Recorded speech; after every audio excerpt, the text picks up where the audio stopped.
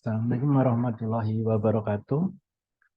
Terima kasih pada panitia yang sudah memberi kesempatan pada kami untuk presentasi. Perkenalkan, nama saya Hari Purnomo dari Fakultas Farmasi UGM dan rekan saya Justisia Katar dari Fakultas Kedokteran Universitas Andalas Padang. Adapun judul presentasinya adalah SPDD Strategic Drug Design and Discovery merupakan solusi kemandirian bahan baku obat. Latar belakang, Indonesia mempunyai prodi farmasi sebanyak 295, meliputi perguruan tinggi negeri dan swasta. Indonesia saat ini merupakan pengguna obat-obat atau konsumen obat yang bahan baku obatnya sekitar 95% adalah impor. Sisanya 5% meski dibuat di dalam negeri tetapi bukan temuan dari Indonesia. Metode penelitian untuk dapat menjadi produsen bahan baku obat, industri farmasi dalam negeri memerlukan pilot project sintesis bahan baku obat. Pilot Project BPO menjadi ranah perguruan tinggi. SPDD adalah disiplin ilmu yang dapat memprediksi aktivitas biologis suatu desain senyawa sebelum senyawa disintesis. SPDD merupakan bagian dari CADD, Computer Aided Drug Design and Discovery, di mana yang lain selain SPDD adalah LBDD. LBDD adalah Ligand-Based Drug Design. Jadi ini kita membahas tentang obat-obat yang aksinya melalui reseptor. Untuk ligand-based drug design ini mendesain obat berbasis ligan, jadi kita tidak perlu targetnya. Dan nulis buku tentang hubungan kuantitatif, struktur, dan aktivitas. Nah, yang kita bahas di sini adalah SPDD, Structure Based Drug Design, di mana di sini untuk mendesain obat itu memerlukan atau berbasis struktur. Struktur di sini adalah target obat, bisa reseptor, bisa enzim. Sehingga kita tidak memerlukan obatnya. Kalau perlu hanya untuk pembanding. Nah, SPDD ini aplikasinya adalah molecular docking. Apa itu molecular docking? Bahasa Indonesianya ada yang menerjemahkan menjadi penambatan molekul. Jadi molekul ditambatkan. Jadi ada interaksi obat reseptor di mana obat itu berinteraksi dengan reseptor nanti timbul efek. Nah, jadi yang diperlukan di sini adalah energi minimal dari kompleks obat reseptor. Makin dia stabil, maka makin poten. Molecular docking ini ada beberapa metode, yaitu ada yang rigid docking, jadi kedua molekul, yaitu obat dan targetnya adalah rigid atau kaku. Kalau zaman dulu kita mengenal model kunci dan gembok, walaupun sekarang sudah tidak relevan lagi dengan yang kita ketahui sekarang. Yang berikutnya adalah semi flexible docking, jadi reseptornya itu rigid, kemudian obatnya yang fleksibel. Yang paling ideal sesuai dengan tubuh kita adalah flexible docking. Jadi keduanya, baik target atau ligand itu dua-duanya fleksibel. Nah, untuk dapat dipertanggungjawabkan, maka molekular docking ini harus divalidasi, yaitu dengan parameter yang namanya RMSD harus di bawah 2 angstrom. Nah, kita akan menggunakan target enzim siklooksigenase 2 yang di dalam RCSB dengan kode 6-CoG. Ya, 6-CoG. Jadi 6-CoG ini suatu enzim siklooksigenase 2 yang di dalamnya sudah terikat suatu inhibitor namanya SC58. Nanti akan kita validasi, kemudian baru setelah valid, baru kita lanjutkan dengan mendokengkan baik molekul penuntun, paracetamol, maupun molekul desainnya. Nah, untuk efek samping kebetulan juga ada sitokrom P452E1, sehingga ini bisa kita pakai untuk memprediksi apakah desain kita itu lebih bagus atau lebih aman dibanding paracetamol atau kurang aman. Sama metodenya kita validasi dulu targetnya tadi dengan software kita, apakah bisa valid metode kita. Setelah valid akan kita dokengkan terhadap target enzim sitokrom P452E1. Nah, ini hasil dan pembahasan.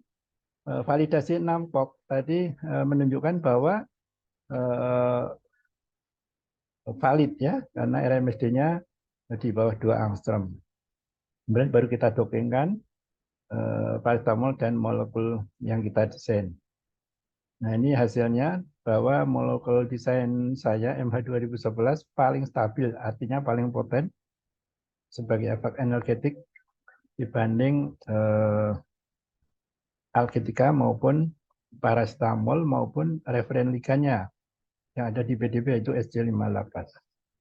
Nah, efek samping hepatotoksik dari paracetamol itu terjadi karena metabolitnya yang bernama NAPQI. Dan ini tidak serta-merta makan satu tablet langsung hatinya rusak, tidak. Tapi ada syaratnya yaitu dalam pemakaian jangka panjang atau dosis berlebih atau diberikan bersama obat yang memerlukan enzim glutathione S transferase sehingga nanti NAPQI-nya akan bersaing dan apabila tidak kebagian glutathione S transferase maka NAPQI tadi berinteraksi dengan sel hepar sehingga terjadi ikatan irreversible atau ikatan kovalen sehingga hati kita rusak. Nah, efek samping hepatotoksik tadi dalam molekuler doktrin menggunakan kode 3E6I dan ini sudah kita validasi dan hasilnya seperti ini. Hasilnya adalah 0,3278 angstrom RMD-nya sehingga dinyatakan valid. Kemudian kita lakukan molekuler doktrin terhadap paracetamol, alketika dan MH 2011. Dan ini hasilnya kebalikan dengan efek analgetik, maka efek samping ini makin stabil, makin hepatotoksik. Di sini terlihat bahwa alketika dan MH 2011 kurang stabil dibanding paracetamol maupun indasol, sehingga di sini dapat disimpulkan bahwa alketika dan MH 2011 lebih ringan hepatotoksiknya. Dan ini nanti akan kita konfirmasi secara in vivo. Ini interaksi paracetamol dengan enzim COX-2 di mana di sini terlihat bahwa tidak ada asam amino serin 530 yang berinteraksi dengan paracetamol. Apa artinya? Serin 530 ini adalah fingerprint untuk analgetika sehingga di sini kurang apa istilahnya kurang poten. Kita lihat molekul desainnya di mana alketika dan MH 2011 itu terjadi interaksi dengan serin 530 yang merupakan fingerprint analgetika. Ini di mana di MH 2011 justru terjadi ikatan hidrogen ya, dengan serin 530 sehingga nanti akan kita konfirmasi dengan uji hewan coba. Di sini ada sintesis analgetik dan MH 2011 serta elusidasi struktur. Jadi waktu sudah kita prediksi dengan molekuler doktrin, maka di sini kita sintesis, baru kita sintesis. Dan setelah kita elusidasi struktur, maka benar bahwa molekul yang kita sintesis adalah alketika dan MH 2011.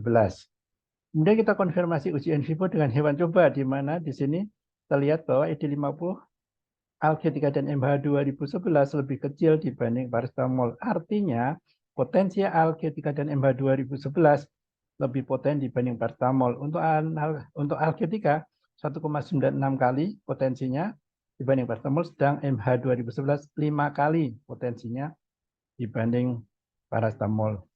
Kita konfirmasi juga uji histopatologi dengan hewan coba. Nah, di sini kelihatan bahwa paracetamol hepatotoksik dengan dosis yang sama, alketika dan MH 2011 kurang hepatotoksik. Berikut hasil belahan dari sel heparnya.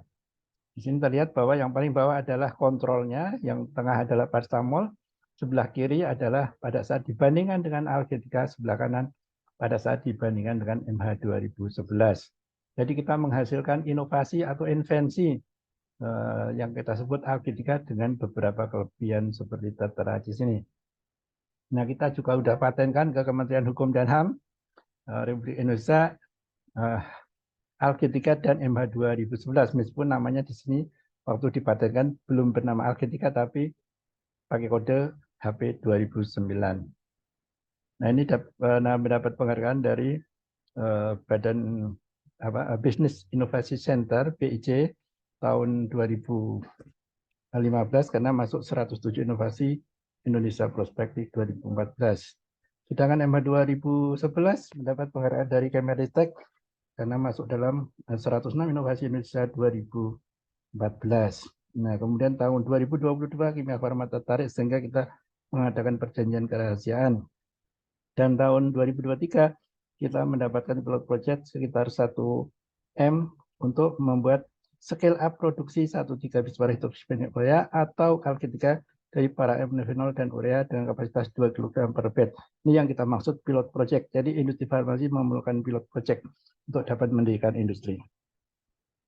Nah, ini matching fund-nya diharapkan tahun 2023 ini selesai pilot project dan 2024 akan kita uji hasil dari produk pilot project akan kita uji ke dalam uji preklinik dan uji klinik.